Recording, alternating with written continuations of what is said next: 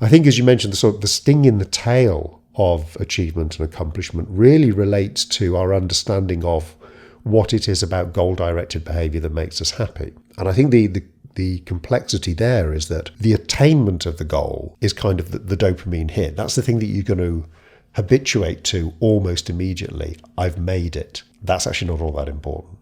What's really important is how you get there. So the journey, yeah. Yeah, the journey. I hate that term, but you're absolutely right. And one of the things that there's a little bit of research about this, not very much research on it.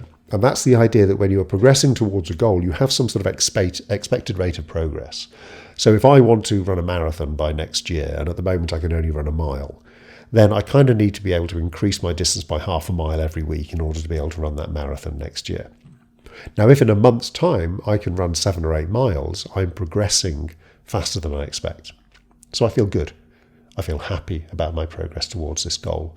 If after a month or so I can only run 2 miles, I'm not progressing quickly enough, and so I feel miserable. So it then becomes interestingly, effectively, the difference between expected and actual rates of progress which determines happiness. Happiness is then your deviation from an expected rate.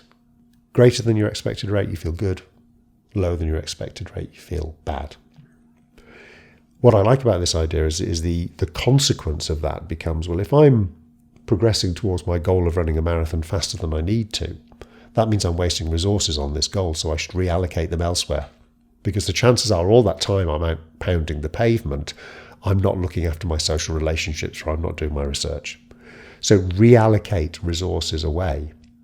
And that's actually then quite a nice system level theory of happiness, but one with a rather depressing conclusion, which is that happiness is acting as a signal that you're wasting resources on some of your goals, so reallocate them elsewhere so you stop feeling happy.